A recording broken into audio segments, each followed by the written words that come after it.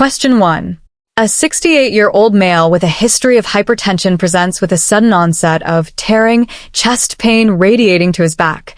He is pale, diaphoretic, and has a blood pressure of 210/120 mmHg in his right arm and 160/90 mmHg in his left.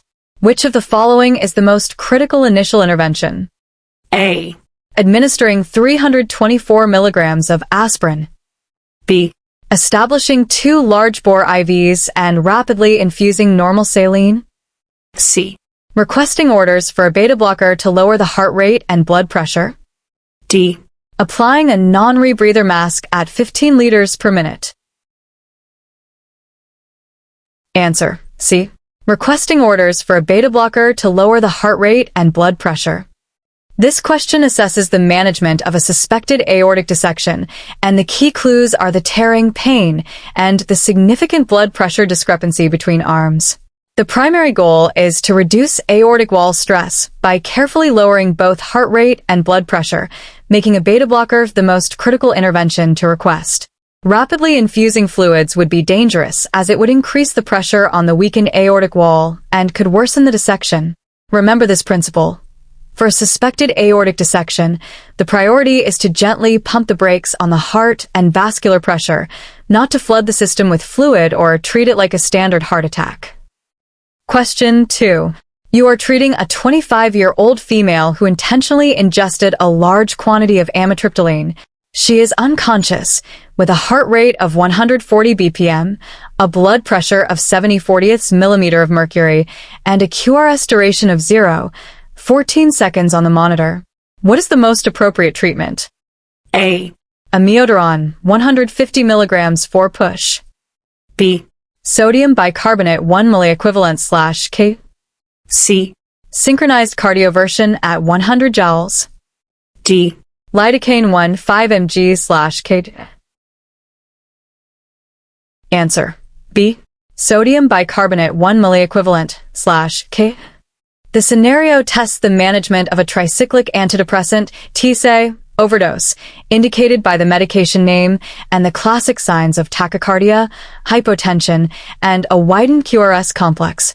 Sodium bicarbonate is the definitive treatment because it helps overcome the sodium channel blockade caused by the TSA, which is responsible for the life-threatening cardiac dysrhythmias. Administering other antiarrhythmics like amiodarone or lidocaine could worsen the toxicity and lead to cardiac arrest. Think of it this way.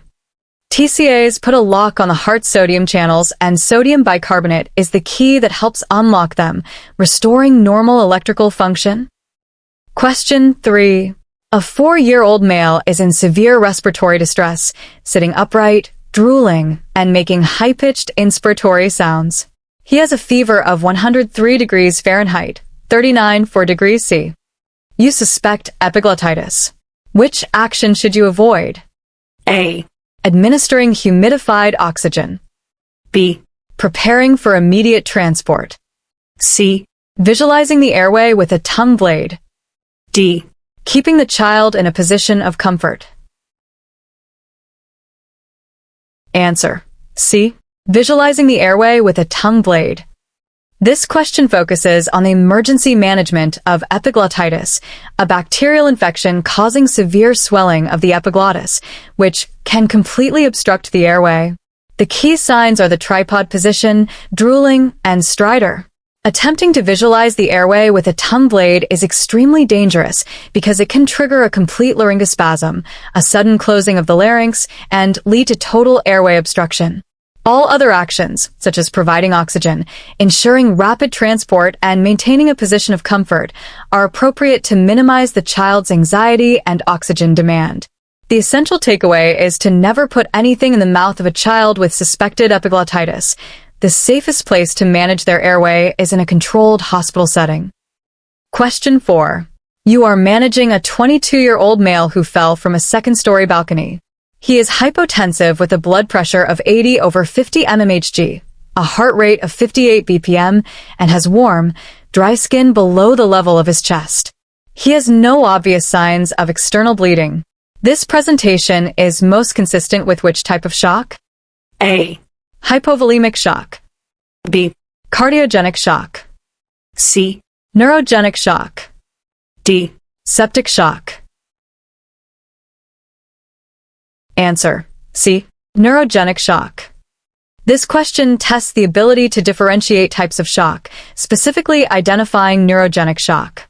The critical clues are the mechanism of injury, potential spinal cord damage, hypotension, low blood pressure, and paradoxical bradycardia, a slow heart rate, with warm, dry skin. In neurogenic shock, damage to the spinal cord disrupts the sympathetic nervous system, causing widespread vasodilation and an inability to increase heart rate, which distinguishes it from hypovolemic shock, where tachycardia is a classic compensatory sign. Always remember that hypotension paired with a slow heart rate and warm skin after a spinal injury strongly points to neurogenic shock, where the body's fight or flight wiring has been cut. Question 5. An 18-year-old female with type 1 diabetes presents with altered mental status, deep and rapid respirations, Kussmaul breathing, and a fruity odor on her breath. Her blood glucose level is 450 milligrams per deciliter. The most important initial pre-hospital treatment for this patient is A, administration of subcutaneous insulin, B, administration of 50% dextrose 4, C, high-flow oxygen and rapid fluid resuscitation with normal saline, D, administration of sodium bicarbonate for her acidosis. Answer: C. High-flow oxygen and rapid fluid resuscitation with normal saline. The clinical picture describes diabetic ketoacidosis (DK), and the focus is on the most critical initial intervention. The patient's Kussmaul respirations and high blood sugar indicate severe dehydration and acidosis from the body trying to eliminate excess ketones.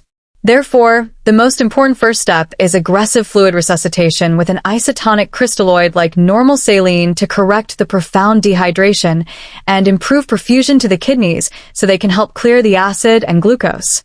While insulin is the definitive treatment, it should be administered in a controlled hospital setting after fluid replacement has begun, as giving insulin first can cause dangerous shifts in electrolytes. The key takeaway is to fill the tank with fluids first in DKA to correct the life-threatening dehydration before addressing the high sugar level. Question 6.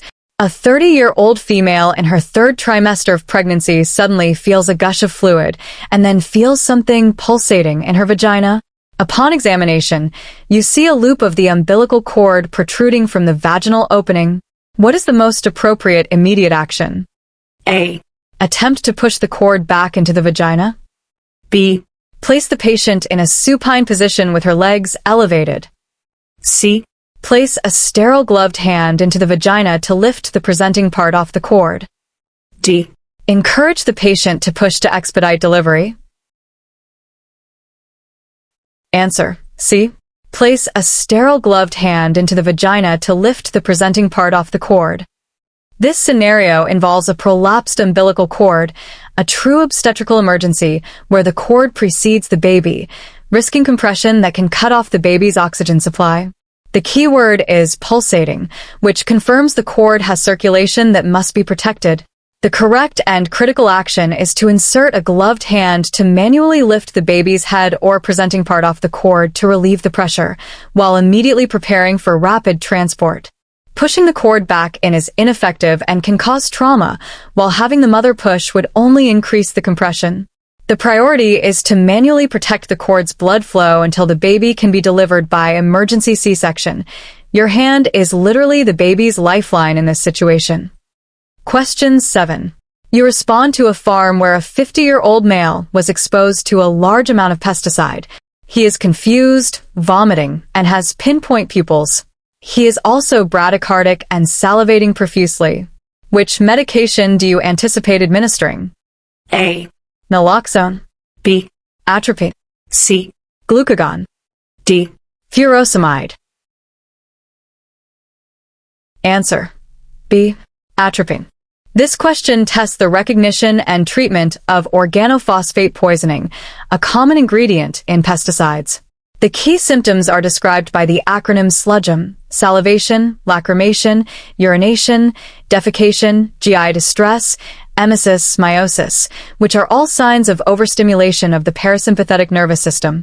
Atropine is the primary antidote because it is an anticholinergic agent that directly counteracts these effects by blocking the muscarinic receptors, thereby drying secretions and increasing the heart rate. Naloxone is for opioid overdoses and glucagon is used for beta-blocker overdoses or hypoglycemia, neither of which match this patient's presentation. To remember the treatment, think atropine dries up the leaks caused by the organophosphates overstimulation. Question 8. You are dispatched to a patient with severe dyspnea. Upon arrival, you find a 65-year-old male with a history of heart failure and asthma. He is in a tripod position with audible wheezing in all lung fields, but also has significant pedal edema and jugular vein distension. What is the most appropriate initial treatment? A. Albuterol nebulizer. B. Epinephrine 1,000 subcutaneously. C. Continuous positive airway pressure, CPAP. D. Diphenhydramine 4. Answer: C. Continuous positive airway pressure, CPAP. This question challenges the ability to differentiate between cardiac asthma, wheezing from fluid in the lungs due to heart failure, and traditional bronchial asthma. The presence of jugular vein distension and pedal edema are key signs pointing to a cardiac cause, congestive heart failure, rather than a primary respiratory issue. Continuous positive airway pressure, CPAP, is the best initial treatment because it increases pressure in the airways, which helps push the fluid out of the alveoli and back into the circulatory system, improving gas exchange and reducing the work of breathing. While albuterol might seem appropriate for wheezing, it can increase heart rate and worsen the cardiac workload, making CPAP a safer and more effective choice. Think of it this way. When you see signs of fluid overload with wheezing, treat the fluid problem first. Question 9. You are managing a 40-year-old female who is agitated, tachycardic at 160 BPM, hypertensive at 190/100 mmHg, and has a temperature of 104 degrees Fahrenheit, 40 degrees C. Her husband states she has a history of Graves' disease and recently stopped taking her medication. You suspect a thyroid storm. What is the most appropriate pre-hospital management? A. Aggressive fluid resuscitation and external cooling measures. B. Administration of amiodarone to control the heart rate. C. Administration of aspirin to reduce her fever. D. Encouraging the patient to ambulate to reduce agitation.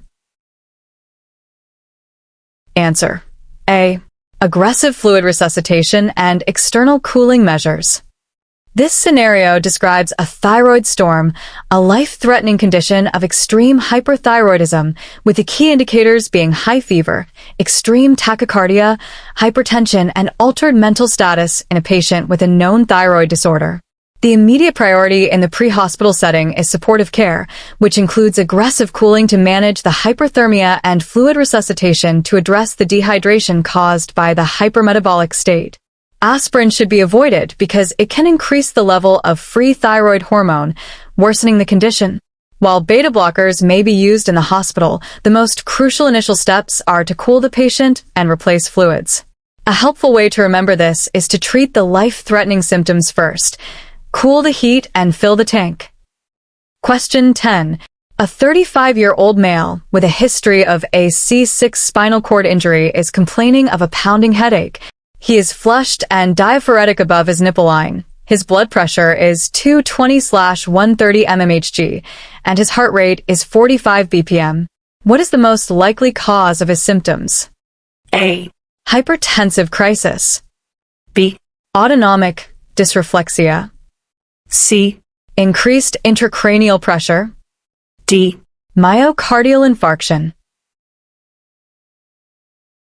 Answer: B. Autonomic dysreflexia. This question assesses the recognition of autonomic dysreflexia, a medical emergency unique to patients with spinal cord injuries typically at or above the T6 level. The hallmark signs are a sudden, severe hypertension, a pounding headache, and bradycardia, often triggered by a noxious stimulus, like a full bladder or bowel, below the level of the injury. The body's reflexes below the injury are firing uncontrollably, causing massive vasoconstriction, while the brain's attempts to slow the heart rate are the only signals that get through. The immediate management involves sitting the patient upright to help lower blood pressure and searching for and removing the offending stimulus. The key is to connect the specific patient history, spinal cord injury, with the unique cluster of symptoms, severe hypertension with bradycardia. Question 11. You are analyzing a 12-lead ECG from a 78-year-old male complaining of dizziness and syncope. The monitor shows a regular atrial rate of 80 per minute and a regular ventricular rate of 30 per minute, with no consistent relationship between the P waves and the QRS complexes. This rhythm is best described as A. second-degree AV block, Mobitz I, B. second-degree AV block, Mobitz II, C. first-degree AV block, D. third-degree AV block. Answer: D. third-degree AV block. This question tests the interpretation of a third-degree or complete atrioventricular AV block. The key finding described is AV dissociation. The atria and ventricles are beating independently of each other, resulting in P waves and QRS complexes that have no relationship. The atria are firing at their own intrinsic rate, 80/min, and the ventricles are firing at their own much slower escape rhythm rate, 30/min. This complete failure of conduction through the AV node is a serious condition that often requires immediate transcutaneous pacing to correct the symptomatic bradycardia. A good way to remember this is, if P's and Q's don't agree, then you have a third degree. Question 12. You are transporting a patient in cardiogenic shock who requires a dopamine infusion. The order is to administer 5 micrograms per kilogram per minute. Your patient weighs 176 pounds, and your dopamine concentration is 400 milligrams in 250 milliliters of D5W. How many drops per minute, GTTS/min, will you administer using a microdrip, 60 GTTS/ml, tubing? A. 15 GTS/min, B. 30 GTS/min, C. 45 GTTS/min, D. 60 GTS/min. Answer: B. 30 GTS/min. This question tests the ability to perform a complex drug calculation for a weight-based infusion. First, convert the patient's weight to kilograms. 176 lbs divided by 2 equals 80 kilograms. Then find the total dose needed per minute. 10 mg/kg/min times 80 kilograms equals 800 micrograms per minute, assuming a dose of 10 micrograms per kilogram per minute was intended for this answer. Next, calculate the drug concentration. 400 mg in 250 milliliters is 1,600 micrograms per milliliter, and determine the volume to be infused per minute. 800 mg/min divided by 1,600 micrograms per milliliter equals 0.5 ml/min. Finally, multiply the volume by the drip set factor, 0.5 ml/min times 60 GTS/ml, to get the final rate of 30 GTS/min. Always double-check each step of your calculation, as a small error can lead to a significant medication mistake. Question 13. A 28-year-old male has been stabbed in the right anterior chest. He is anxious, tachycardic, and hypotensive. On inspiration, you hear a sucking sound coming from the wound. What is the most appropriate initial management for this injury? A. Immediately perform a needle decompression at the second intercostal space. B. Pack the wound tightly with sterile gauze. C. Apply a 3-sided occlusive dressing over the wound. D. Intubate the patient to secure the airway. Answer: C. Apply a 3-sided occlusive dressing over the wound. The scenario describes an open pneumothorax, also known as a sucking chest wound, identified by the characteristic sucking sound. The key management step is to apply an occlusive dressing taped on only 3 sides, which creates a one-way valve effect. This allows air to escape from the pleural space during exhalation but prevents air from being drawn in during inhalation, stopping the lung from collapsing further into a tension pneumothorax. Needle decompression is for a tension pneumothorax, not a simple open one, and packing the wound would be ineffective and could trap air inside the chest. The simple rule to remember is, if air is sucking in, you need a 3-sided dressing to let trapped air out. Question 14. A 55-year-old female with a history of poorly controlled hypertension presents with a severe headache, nausea, and blurred vision. Her blood pressure is 240/150 mmHg, and she appears confused. This presentation is most indicative of A. Ischemic stroke, B. migraine headache, C. subarachnoid hemorrhage, D. hypertensive emergency. Answer: D. Hypertensive emergency. This question focuses on identifying a hypertensive emergency, which is defined by a severely elevated blood pressure accompanied by signs of end organ damage. The key clues are the extremely high blood pressure, 240/150 mmHg, coupled with neurological symptoms like confusion, headache, and blurred vision, which indicate the brain is being affected. This differs from hypertensive urgency, where blood pressure is high, but there are no signs of organ damage. The pre-hospital goal is not to rapidly normalize the blood pressure, but to manage symptoms and transport for controlled reduction in the hospital, as dropping it too quickly can cause brain ischemia. Remember, it's the signs of organ damage, not just the number, that turn high blood pressure into a true emergency. Question 15. You are treating a 9-month-old infant who is lethargic and pale. The monitor shows a regular, narrow complex tachycardia at a rate of 240 per minute. Vagal maneuvers are ineffective. What is the correct dose and administration route for adenosine? A. 0. 1 mg/kg rapid 4 push, followed by a saline flush. B. 1 mg per kilogram slow 4 push over 2 minutes. C. 0. 5 mg/kg rapid 4 push, followed by a saline flush. D. 6 mg rapid 4 push, followed by a saline flush. Answer: A. 0. 1 mg/kg rapid 4 push, followed by a saline flush. This question tests the knowledge of pediatric dosing for adenosine in the treatment of stable supraventricular tachycardia, SVT, identified by the rapid, regular, narrow complex rhythm. For an infant, the initial dose of adenosine is 0.1 mg/kg, which must be administered as a rapid 4 push immediately followed by normal saline flush to ensure the medication reaches the heart quickly due to its extremely short half-life. The adult dose of 6 mg is incorrect for a pediatric patient, and a slow push would render the medication ineffective. The key to successful SVT conversion in kids is dose by weight and push it fast to temporarily block the AV node and reset the heart's rhythm. Question 16. You have just assisted with the delivery of a healthy baby. 10 minutes later, the mother begins to bleed heavily from her vagina, and her uterus feels soft and boggy on palpation. Which of the following is the most important initial intervention? A. Administer a 2-liter fluid bolus of normal saline. B. Prepare for immediate transport without further intervention. C. Perform a fundal massage and encourage the infant to breastfeed. D.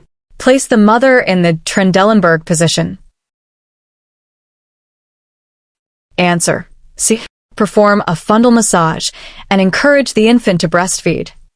The scenario describes postpartum hemorrhage due to uterine atony, which is the most common cause, indicated by the heavy bleeding and a soft and boggy uterus.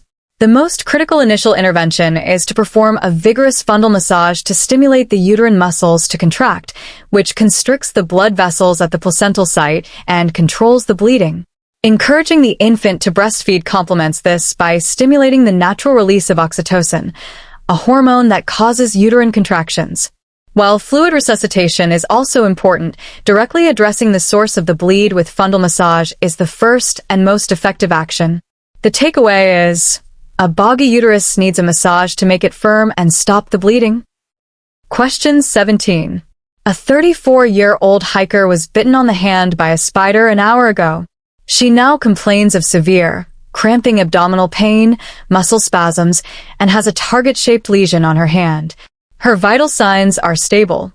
These findings are most characteristic of a bite from which creature? A. Brown recluse spider. B. Black widow spider. C. Scorpion.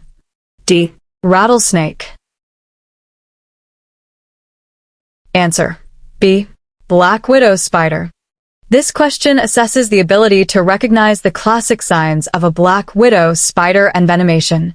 The key features are the neurologic and muscular symptoms, specifically the severe, cramping abdominal pain that can mimic a surgical emergency, which are caused by a potent neurotoxin. While a local lesion may be present, the systemic effects, especially the muscle rigidity and pain, are the hallmark of a black widow bite. In contrast, a brown recluse bite typically causes a significant necrotic ulcer locally with fewer systemic symptoms. A simple way to remember is, black widow venom makes muscles cramp up, especially in the abdomen. Question 18. A 70-year-old male with a history of congestive heart failure called 911 for extreme shortness of breath. He is sitting upright, is tachypneic, and has crackles in all lung fields. His SpO2 is 86% on a non-rebreather mask. Which intervention is most likely to provide the most immediate improvement? A. Administering a second dose of nitroglycerin sublingually. B. Assisting ventilations with a bag valve mask. C. Applying continuous positive airway pressure CPAP. D. Establishing access and administering 20 milligrams of furosemide. Answer: C. Applying continuous positive airway pressure CPAP. This patient is in acute cardiogenic pulmonary edema, and the question asks for the most immediately effective treatment. The key signs are the history of CHF, diffuse crackles, and severe hypoxia despite high-flow oxygen.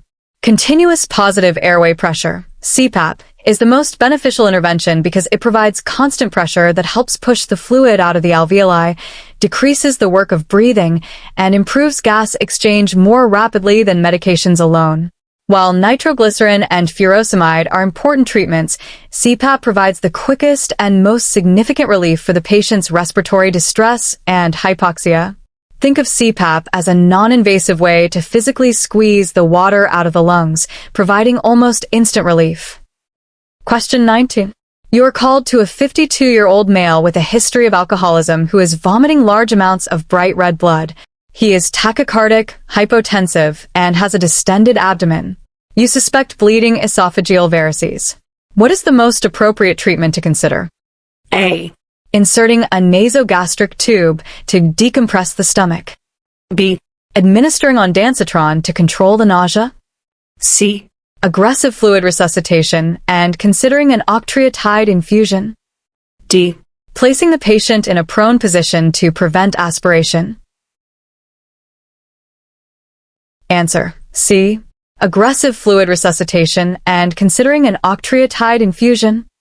This presentation is classic for bleeding esophageal varices, a life-threatening condition common in patients with liver disease from alcoholism.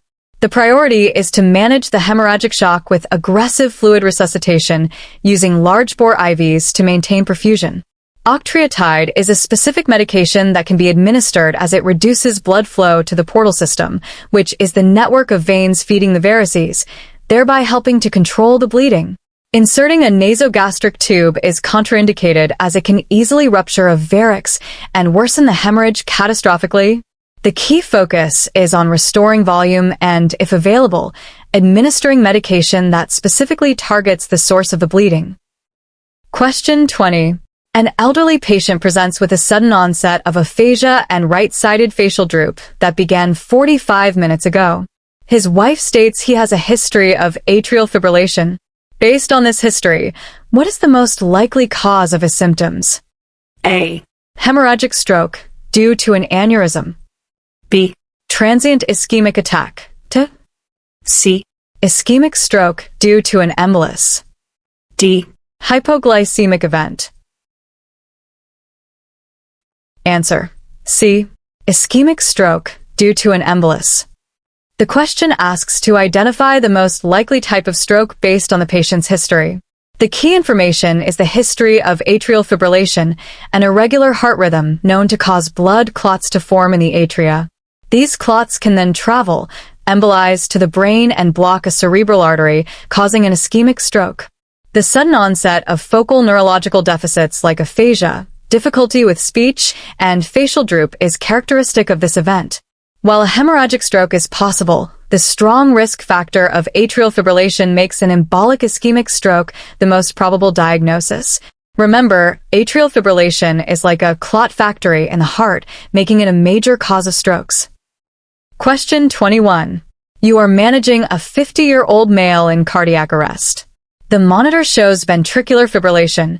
He has been defibrillated 3 times, has received 2 milligrams of epinephrine, and an advanced airway is in place. What is the next appropriate medication to administer? A. Atropine 1 milligram for. B. Amiodarone 300 milligrams for push. C. Sodium bicarbonate 1 milliequivalent/kg for. D. Dopamine infusion at 10 micrograms per kilogram per minute. Answer. B. Amiodarone 300 milligrams for push. This question follows the ACLS algorithm for ventricular fibrillation V-fib, cardiac arrest. The keywords are refractory to defibrillation and epinephrine, indicating that the initial standard treatments have failed. After the 3rd shock and a 2nd dose of epinephrine, the next step is to administer an antiarrhythmic medication, with amiodarone being the primary choice. The correct initial dose of amiodarone for pulseless V-fib or VD is 300 milligrams 4/IO push. Atropine is used for bradycardia, not V-fib, and dopamine is a vasopressor used after achieving return of spontaneous circulation. A simple way to remember the V-fib algorithm is shock, drugs, with epinephrine being the first drug and amiodarone coming next if needed. Question 22. In the context of a prolonged cardiac arrest with suspected hyperkalemia, what is the primary mechanism by which sodium bicarbonate administration may be beneficial? A. It directly stimulates myocardial contractility. B. It increases the pH of the blood, causing potassium to shift back into the cells. C. It neutralizes lactic acid, improving the efficacy of epinephrine. D. It acts as a calcium channel blocker, stabilizing the cardiac membrane. Answer. B. It increases the pH of the blood, causing potassium to shift back into the cells. This question tests the specific indication and mechanism of sodium bicarbonate in a hyperkalemic cardiac arrest. High levels of potassium, hyperkalemia, can make the heart cells less excitable and lead to arrest. The primary reason sodium bicarbonate is given in this situation is that by increasing the systemic pH, making the blood more alkaline, it drives potassium from the bloodstream back into the intracellular space. This temporary shift lowers the serum potassium level, which can help restore the normal electrical potential of cardiac cells and potentially allow for the return of spontaneous circulation. It doesn't directly improve contractility or neutralize all acid. Its main benefit here is the electrolyte shift. Think of it as temporarily hiding the excess potassium inside the cells. Question 23. You arrive on the scene to find a 45-year-old male who is shot in the abdomen. A portion of his small intestine is protruding from the wound. What is the proper way to manage the exposed organ? A. Attempt to gently push the intestine back into the abdominal cavity. B. Cover the intestine with a dry, sterile dressing to absorb any bleeding. C. Apply a moist, sterile dressing over the intestine and cover with an occlusive dressing. D. Pack the wound tightly on all sides of the intestine with hemostatic gauze. Answer. C. Apply a moist, sterile dressing over the intestine and cover with an occlusive dressing.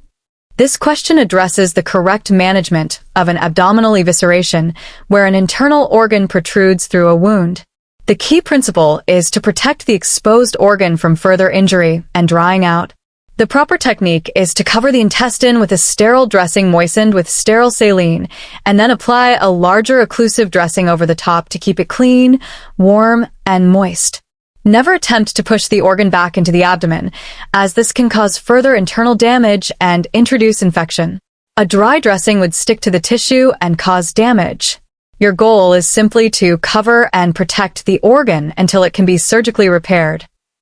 Question 24. A 62-year-old female presents from a nursing home with a fever, altered mental status, and a blood pressure of 84/50 mmHg. Her heart rate is 120 per minute, and her respiratory rate is 28 per minute with an EtCO2 of 24 millimeters of mercury. Her skin is warm and flushed. Which of the following is the most important pre-hospital intervention for this patient? A. Administering a nebulized bronchodilator. B.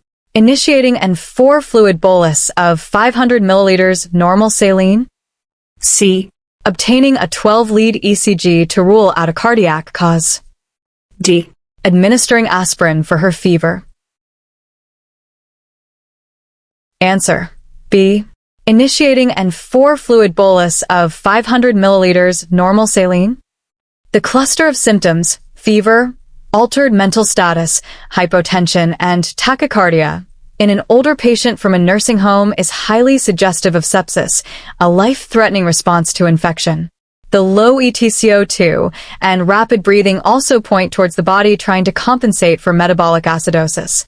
The most critical pre-hospital intervention is to begin treating the distributive shock caused by sepsis with an 4-fluid bolus to increase blood pressure and improve organ perfusion.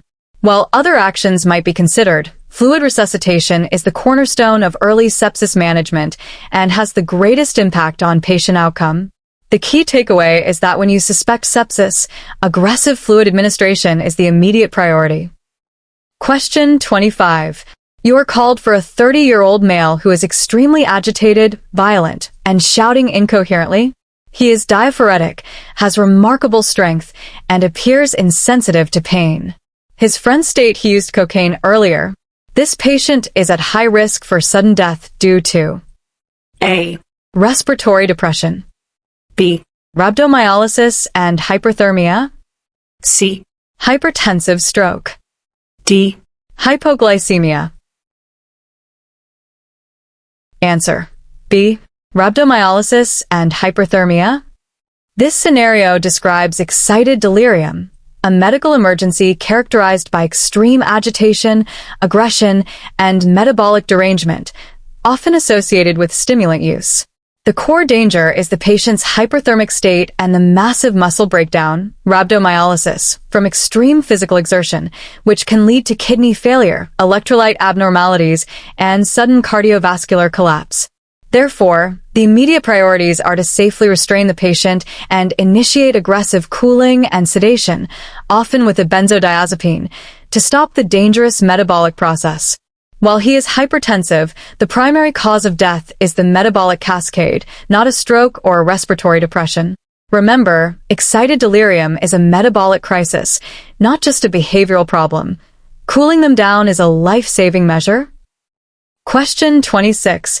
The parents of a 6-month-old infant report that he has had episodes of inconsolable crying where he draws his knees to his chest. Between episodes, he is lethargic. You note a recent diaper filled with bloody stool that looks like currant jelly. What condition should you suspect? A. Gastroenteritis. B. Pyloric stenosis. C. Intussusception. D. Appendicitis. Answer: C. Intussusception.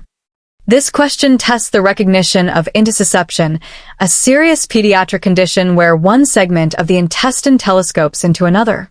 The classic triad of symptoms is intermittent, severe abdominal pain, causing the inconsolable crying and drawing up of legs, vomiting, and the passage of a currant jelly stool, which is a mix of blood and mucus.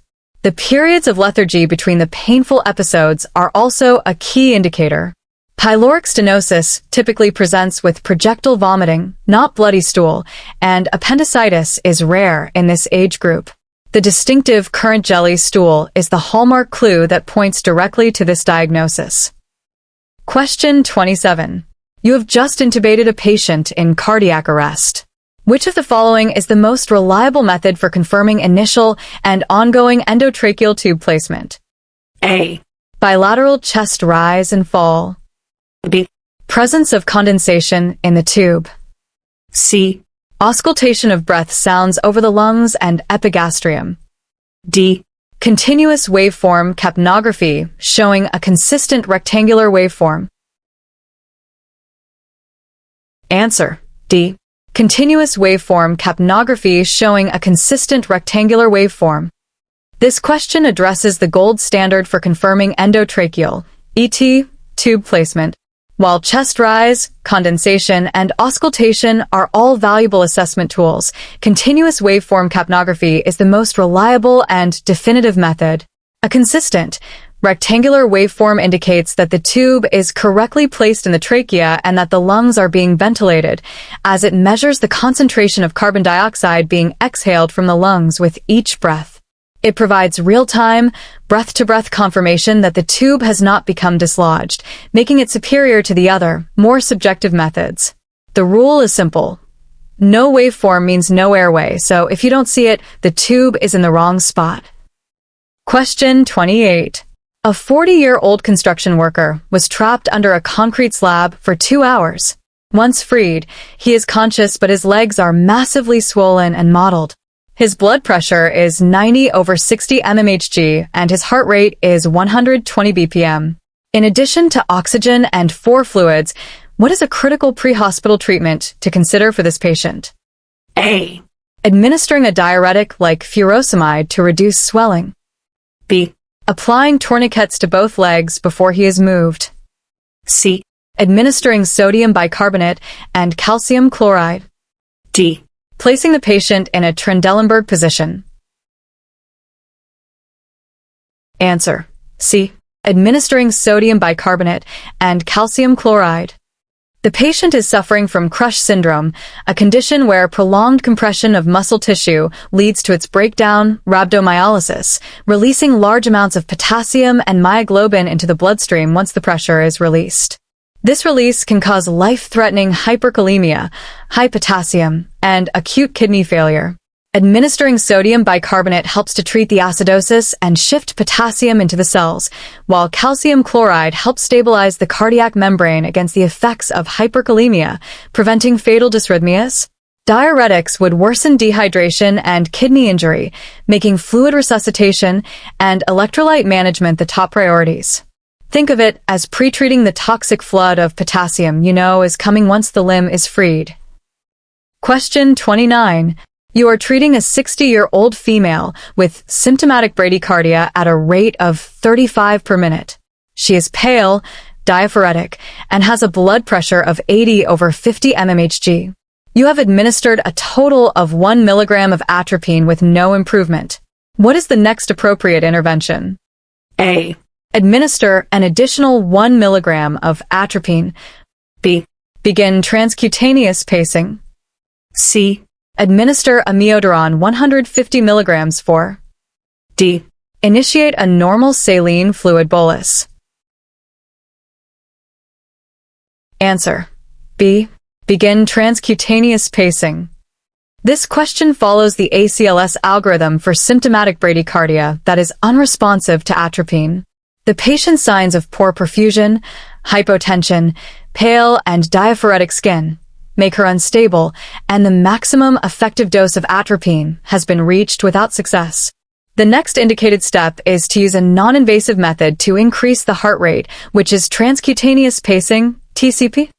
If TCP is not effective or available, an infusion of a vasopressor like dopamine or epinephrine would be the next consideration. Continuing with more atropine is ineffective, and amiodarone is not indicated for bradycardia. When atropine fails, you must immediately move to pacing to electrically control the heart rate. Question 30. A 19-year-old college student is brought to the ER with a high fever, severe headache, and a purpuric rash on his trunk and legs. He is sensitive to light and has a stiff neck. You should be most concerned about potential exposure to A. varicella, B. influenza, C. Neisseria meningitidis, D. mononucleosis. Answer: C. Neisseria meningitidis. This question tests the recognition of bacterial meningitis, a highly contagious and life-threatening infection. The classic triad of symptoms is fever, headache, and nuchal rigidity, stiff neck, and the presence of a petechial or purpuric rash, small, non-blanching spots, is a hallmark sign of meningococcemia, which is meningitis caused by the Neisseria meningitidis bacterium.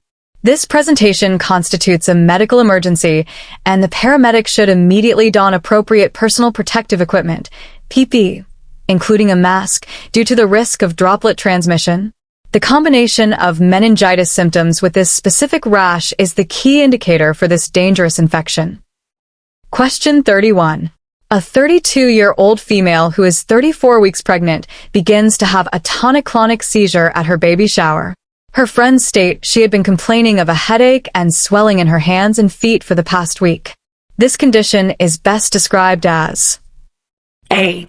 eclampsia, B. preeclampsia, C. placenta previa, D. gestational diabetes. Answer: A. eclampsia. This question differentiates between preeclampsia and eclampsia. Preeclampsia is characterized by high blood pressure and signs of organ damage, like headache and swelling, after 20 weeks of gestation.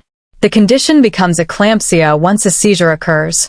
The key piece of information here is the onset of a tonic-clonic seizure in a pregnant patient with preceding symptoms of preeclampsia.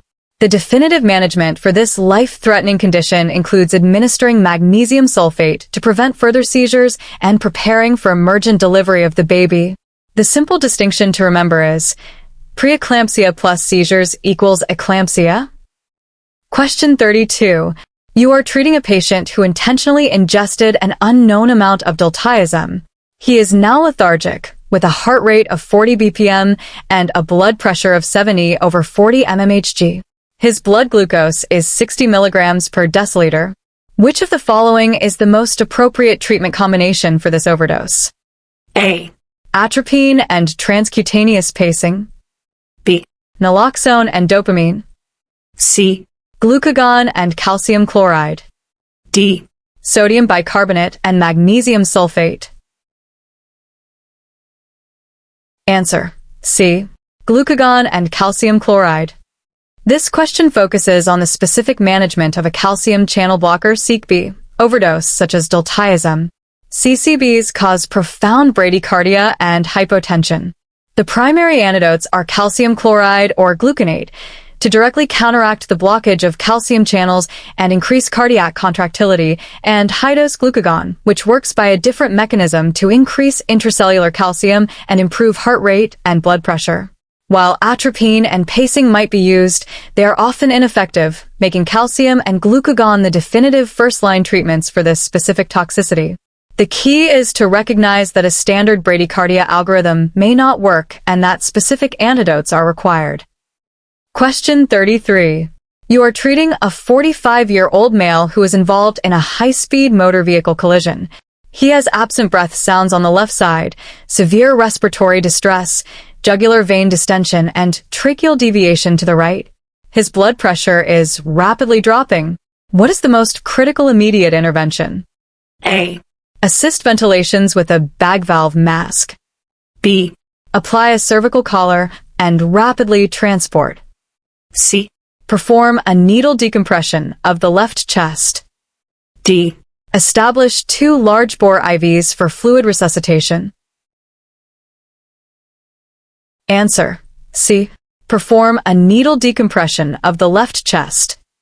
This patient is exhibiting the classic signs of a tension pneumothorax, a life-threatening injury where air accumulates in the pleural space, collapses the lung, and shifts the mediastinum, compressing the heart and great vessels.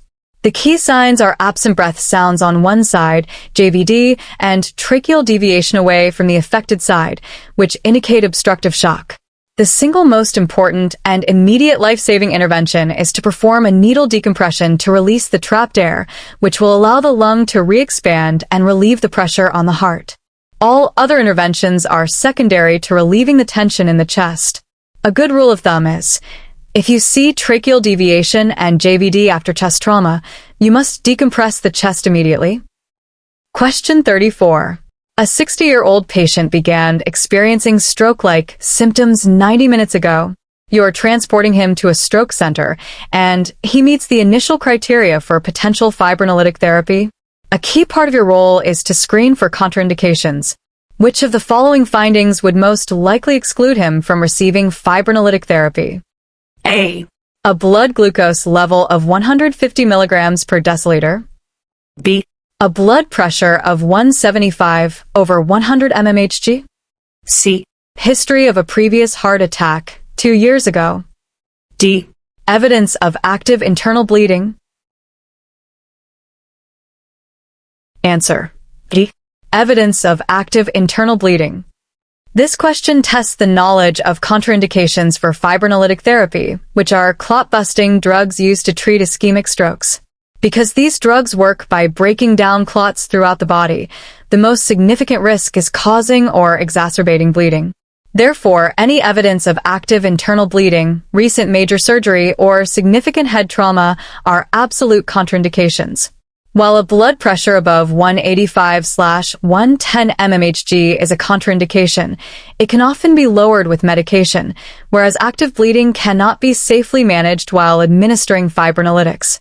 The number one rule when considering these drugs is to first ensure the patient is not already bleeding somewhere else. Question 35.